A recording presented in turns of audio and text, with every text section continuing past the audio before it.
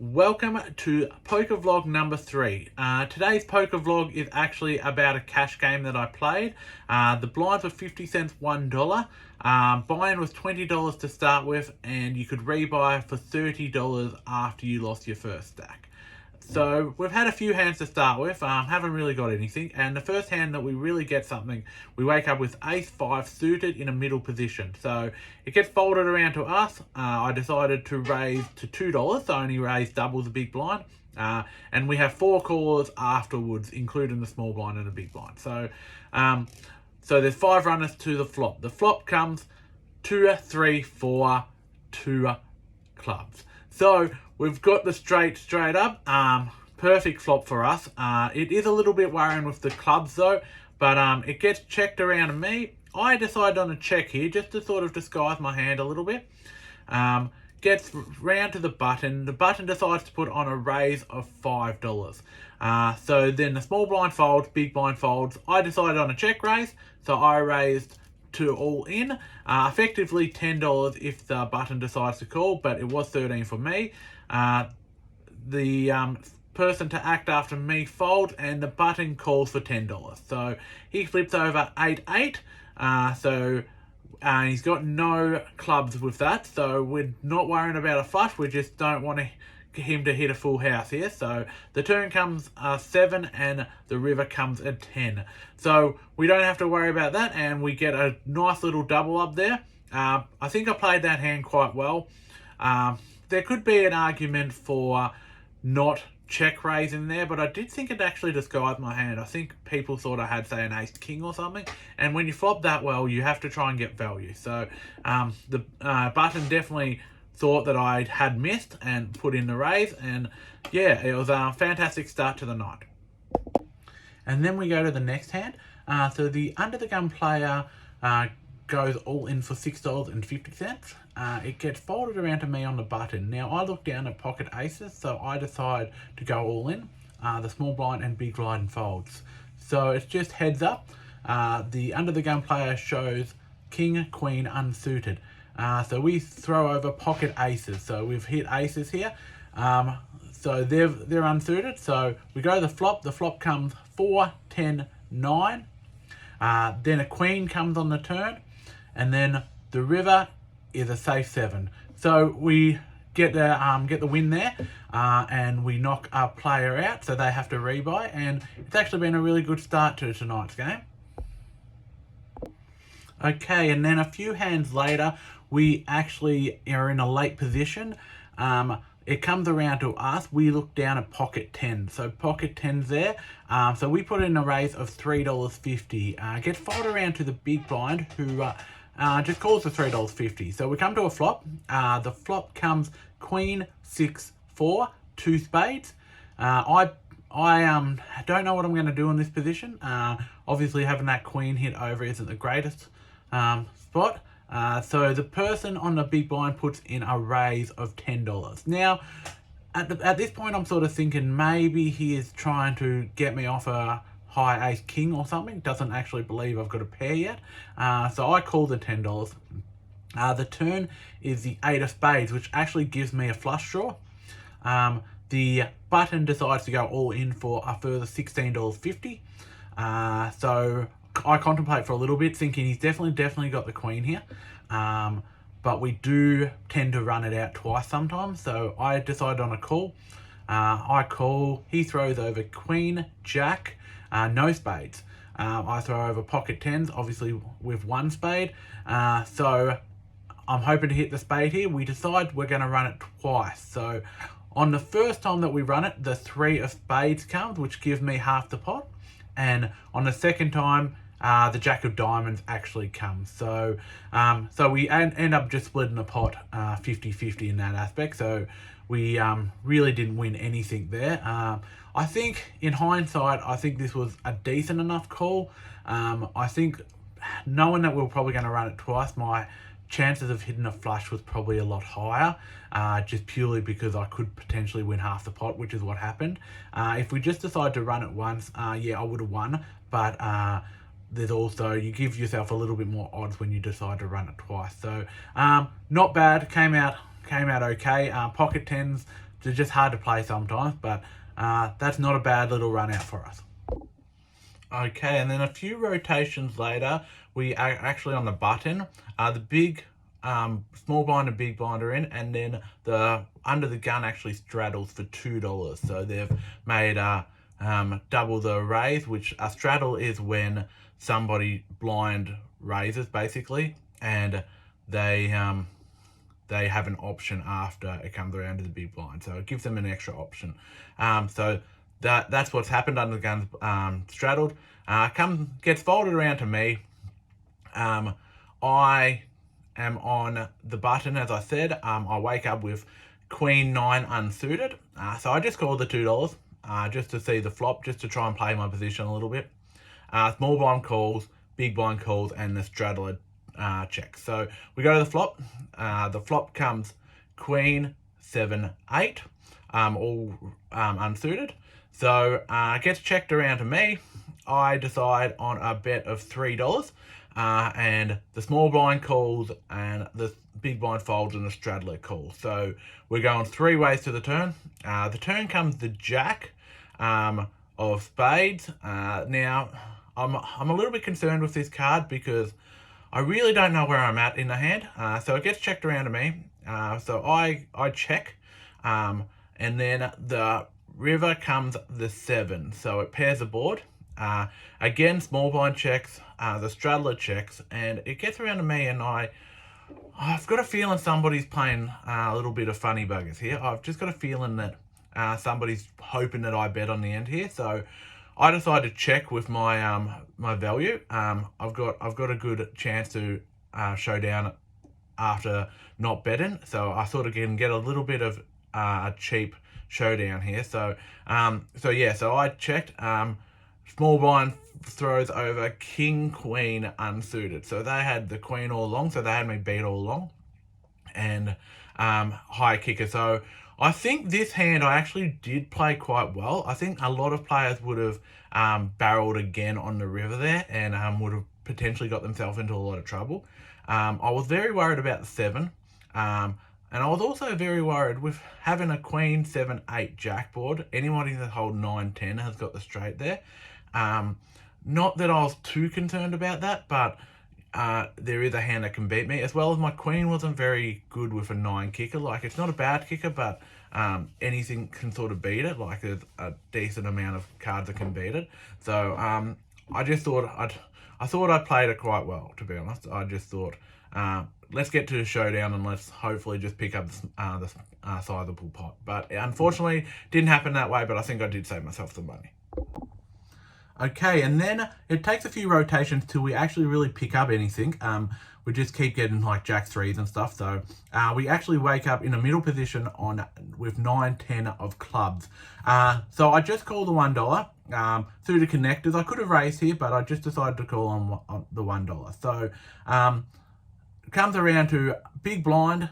So it gets folded around to big blind, and big blind puts in a raise to $2, which is a bit of a weird raise, but it smells very fishy of potentially having a monster hand and hoping that I've got something really good. So I just call the $2, and let's just see what the flop comes. So the flop comes King 6 6. So King 6 6 and 2 clubs on it. So I've got a flush draw here. Big blind checks to me. I decide to take the free card, so I check. The 2 of hearts comes on the turn. The big blind bets $2.50. I'm definitely calling here. There is probably a case to raise here. If he doesn't have the king, he might get off his hand, but I just decide to take a free, like a cheapish sort of card. So I just call the $2.50, and then the river comes the 4 of spades. So I've missed my flush draw. And I really don't have anything. The big blind bets $3.50, and I decided on a fold.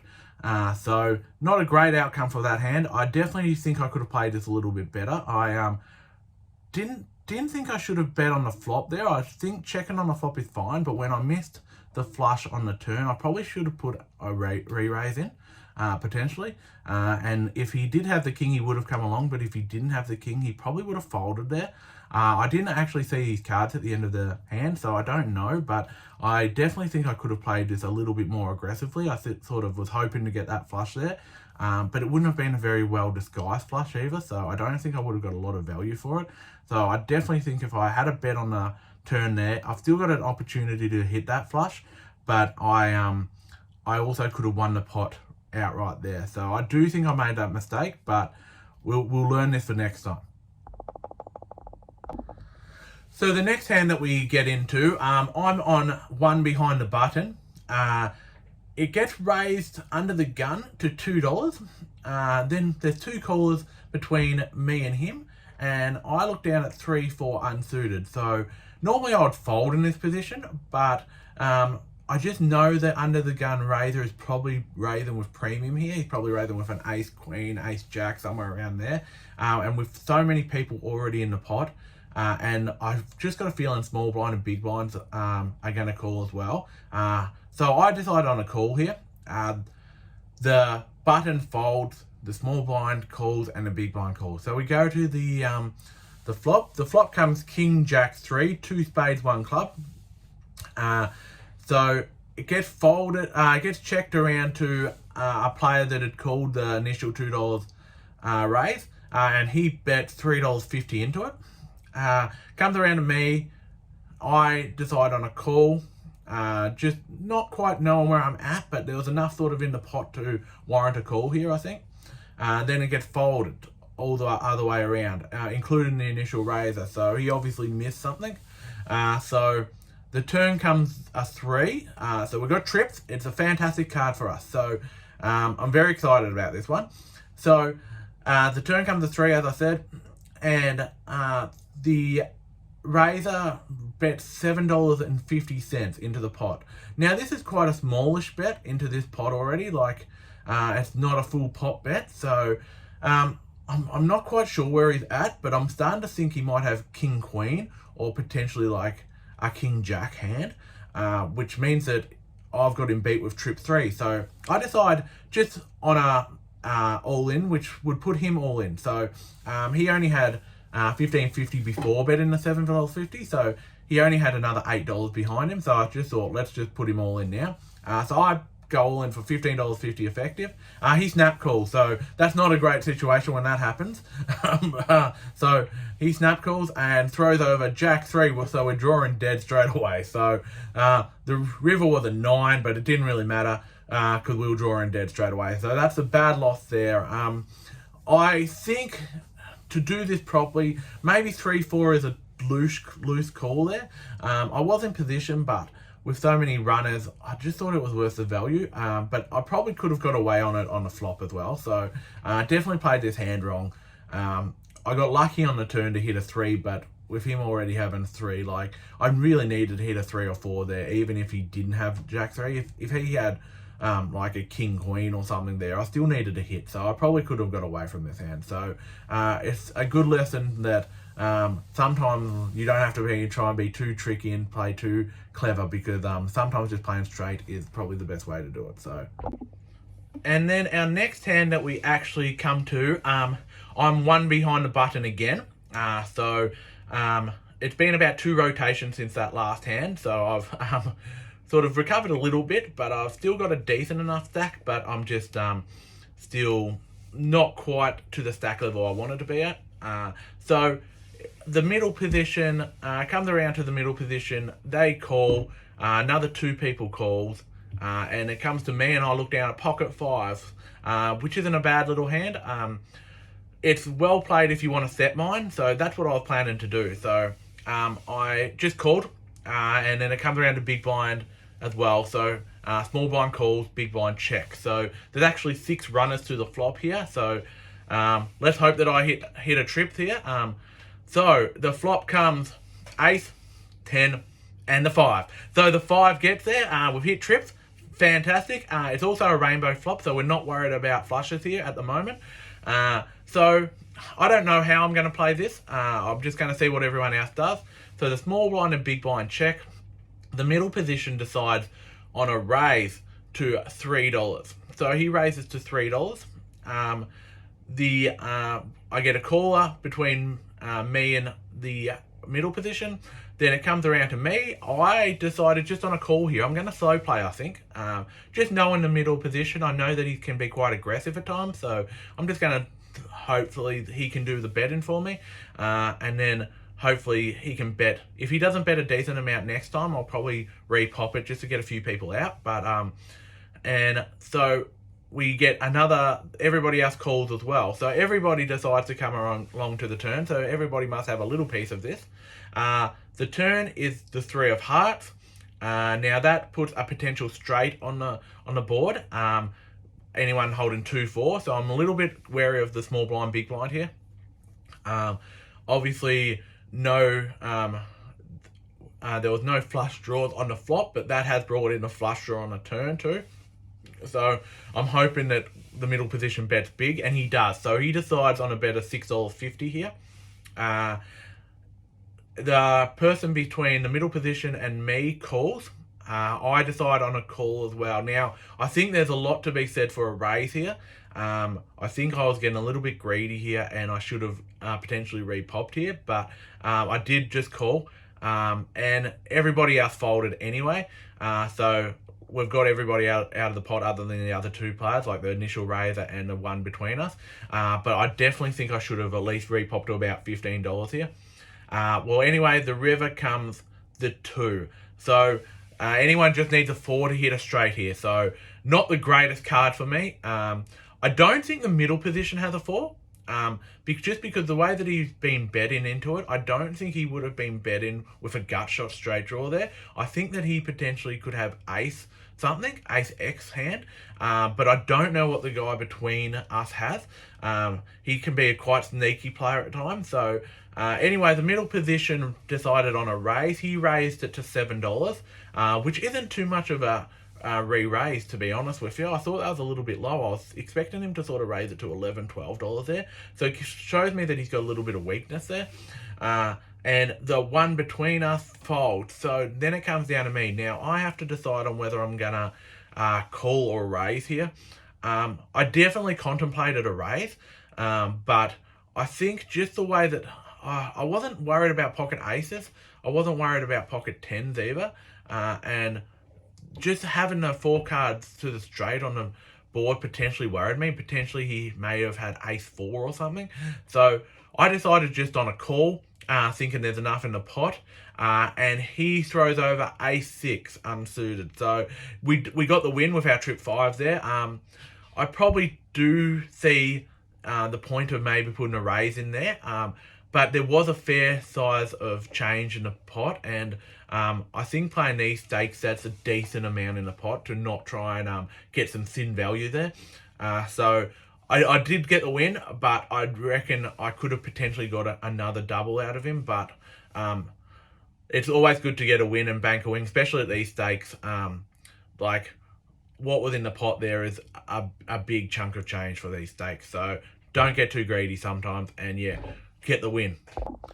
Okay, and then the last hand of this poker vlog, it's pretty late in the night, so a few small stacks are starting to try and push to double up or at least make some money. I'm sitting with an okay stack, nothing major, but I'm slightly down on the night at the moment, but hopefully I can get a little bit more cash in. So I'm on big blind. I wake up with king 10 unsuited. The under the gun calls a $1. It gets folded around to the person on the button who decides on a raise for $3. So small blind folds, comes around to me. I decide on the call for $3. And the under the gun decides to raise all in. He's only got $10 in his stack. So he raises all in for a further $9. So $10 in total. Comes around to the person on the button. The button decides on a call, and then I just decided on a call here. I just thought, let's see what the flop comes. So the flop comes ace 10 4. So ace 10 4. So I've hit middle pair here with a good kicker. So I decide on a check, and the button checks as well. So the turn then comes 7. So I decide on a check as well. only having a pair of 10s here, I definitely think somebody's got the ace, and there's nothing in the side pot, so I don't see the value in betting here. So I check, and the button also checks. And then the river comes a very, very good king. So we've hit 2 pair. Now, I want to get some little bit of value of money out of this guy on the button, because I think he might have an ace X hand, and I think he was slow playing, or he could have potentially just had a queen jack or something like that. So I didn't want to put too much of a bet in. I wanted to get a little bit cheeky, so I put in a $2 bet, a bet that basically means that he has to call it. If he's got a pair or anything, he basically has to pay me off for it. So he paid me off. He called the $2. I flip over my 2 pair with king's 10s. He folds, and the under the gun folds, but he shows that he had ace 3 unsuited. So we had him on the river. We got lucky on the river to win that pot. So very, very good river there. But I think I could have probably bet on the turn there. I think even if I'd bet, say, $2 or $2.50, I think that person on the button probably was coming, because I do think he had an ace of some kind. But yeah, probably missed a little bit of value there, but good to get the win. And the player under the gun was having a terrible night, so he obviously wasn't very happy. But sometimes these things happen. We've all been on the other end of that. So yeah, so very good end to the night there. So after all was said and done for the night, I ended up buying in for $100, and I ended up cashing out for $95. So I did book a little bit of a loss there, for just a $5 loss, which isn't much at all. Even at these stakes, it's pretty low, but I definitely could have got a profitable session just by doing a few different things. Just being a little bit more aggressive with those 5s, I reckon I could have definitely got a payoff there, especially on the turn. If I'd raised on the turn there, I think he's definitely still calling. Maybe not on the river, but on the turn, I reckon he's still calling. And even on that last hand, I probably should have put in a bet of $2.50, and that would have got me close to breaking even. So $5 loss, unfortunately, but it's still better than losing 100. So yeah, $5 loss for this session, and yeah, we'll see what happens at the next game, won't we? So I just want to say thank you to everybody that has subscribed to our channel. Also, just thank you to everybody that's watching these videos. If you'd like to have a comment and say what you want to see on these videos, I'd love some feedback as well. Also, if you haven't, just check out some of our videos here and here. There will be another one of these poker vlogs up here, and there'll be just some poker discussions up here as well. Now, we also did a competition on our last video as well. That you have to watch that video to see how you can enter to win one of these t-shirts. So please watch that video.